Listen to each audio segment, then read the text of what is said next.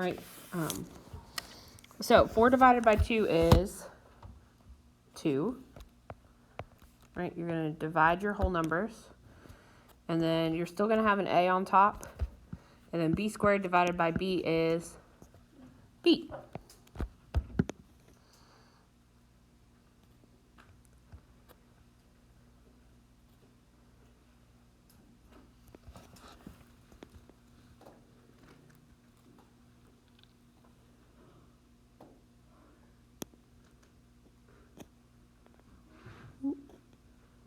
Okay. Yes. So let's do 10 r to the 5th, w to the 8th, over 20 r to the 12th.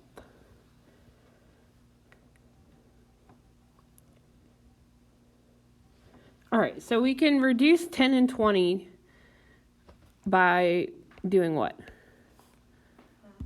Yeah, so it reduces down to 1/2. So like that 1 will stay on top, and then 2 would stay on the bottom.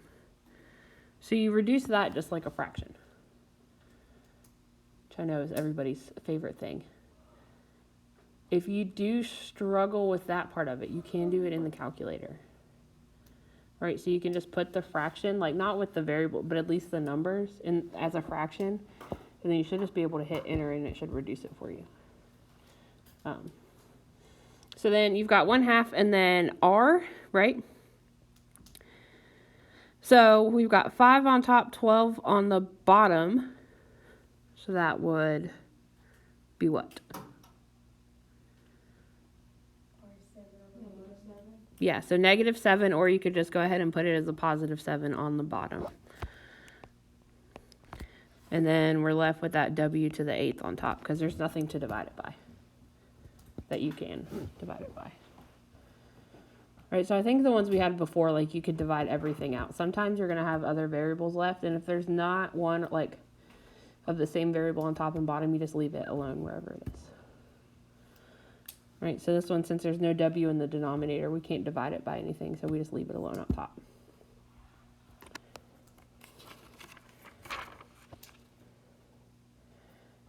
All right, so then let's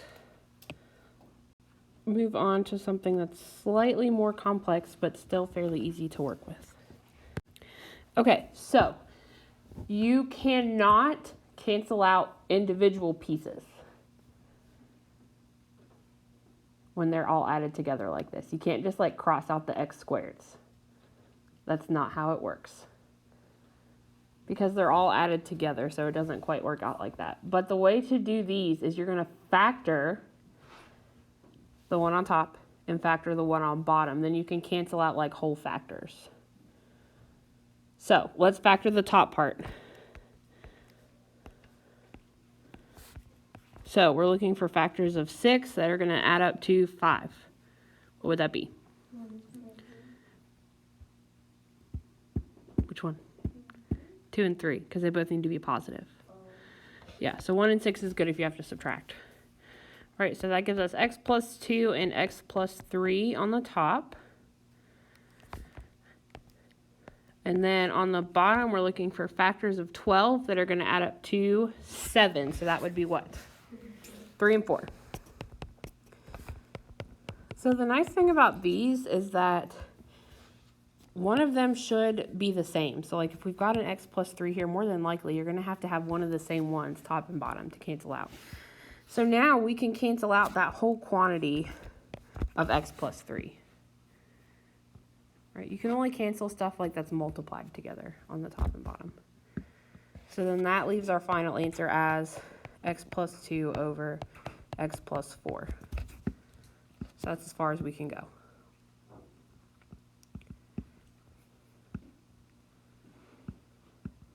Can that not be reduced? Mm-mm. No, you can't reduce where it's added together. Right, because when you plug in a value for x, right, that's going to give you two different things on top. That would change the value of it too much. Okay. Questions on that? Or are we sure? Or are we not sure and just I think we're okay for now and have some later, which is fine. Do another one of these? Yes.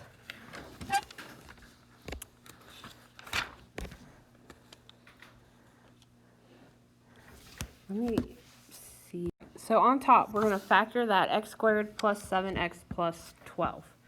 So we're looking for factors of 12 that add up to 7, which would be 3 and 4. So we'll have x plus 3 and x plus 4 on top.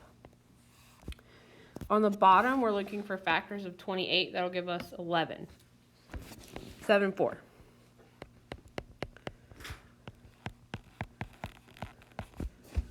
Right, so you just have to factor those, and then once you do that, you can cancel out the two factors that are the same, which in this case would be our x plus 4s. So that's going to leave you with x plus 3 over x plus 7. And that's as far as you can reduce that. You cannot cancel out those x's.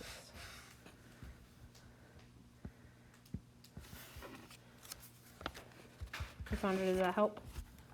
Okay. All right, so now let's multiply.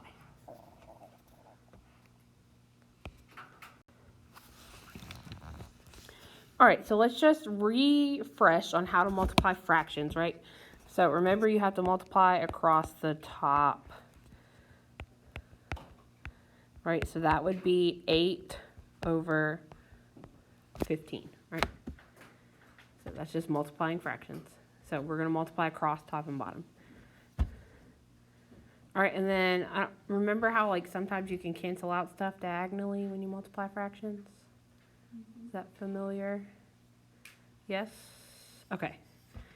So then sometimes when you have larger rational expressions, it's easier to cancel some of that stuff out ahead of time. At least I think it is. You don't have to. Like, you can multiply and then reduce if you want. But I just find it easier to cancel ahead of time.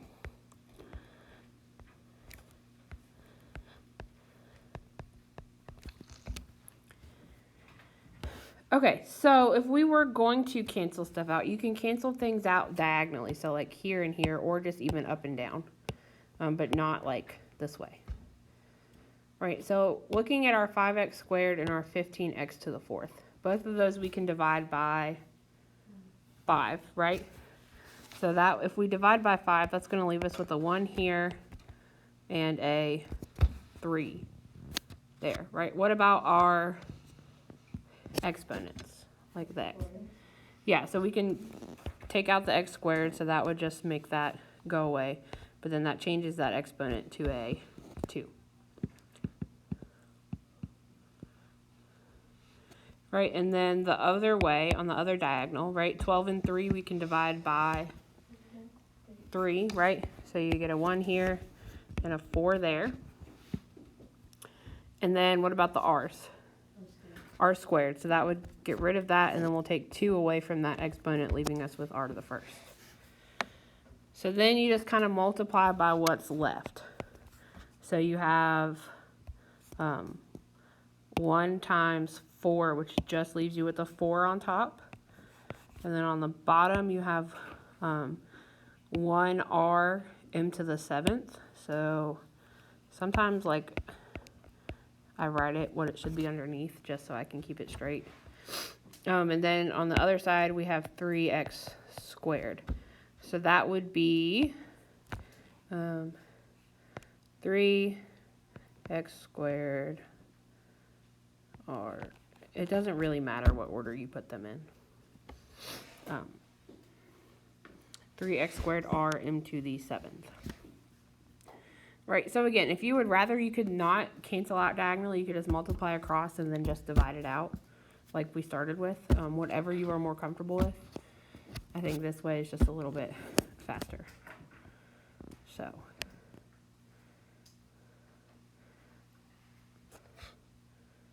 All right, and then sometimes we have some longer ones multiplied together.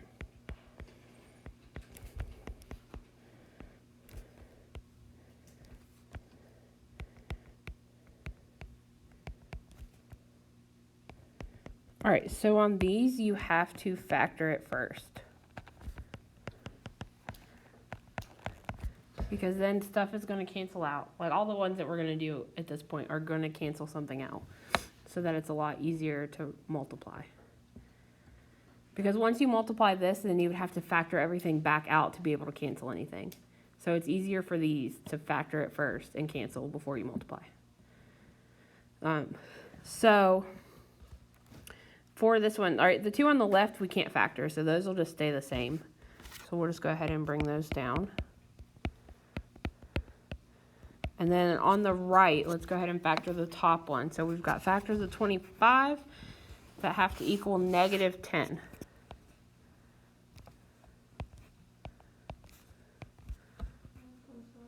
Yep, so 5 and 5, and then they both need to be negative. Good job. And then on the bottom, we've got a negative 14, so we need factors of 14. And two different signs to give us negative 5. Yep, negative 7, positive 2.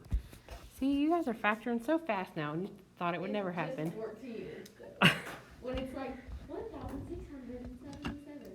I don't know. No, I don't usually give you ones that big, but No, the book did. yeah, it did. So, all right, so then now, right, we can still cancel diagonally. So we have an x plus 2 here, and we have an x plus 2 here. And then on the bottom over here, we have an x minus 5, and we have x minus 5. So that leaves us with x minus 5 over x minus 7. So really, if you factor it first, you don't really even have to multiply. You just have to factor and cancel. So see, these fractions aren't that bad, are they? Yeah, it's a little different. All right. Do you guys want to divide today, or you want to wait and do that tomorrow? Okay, so then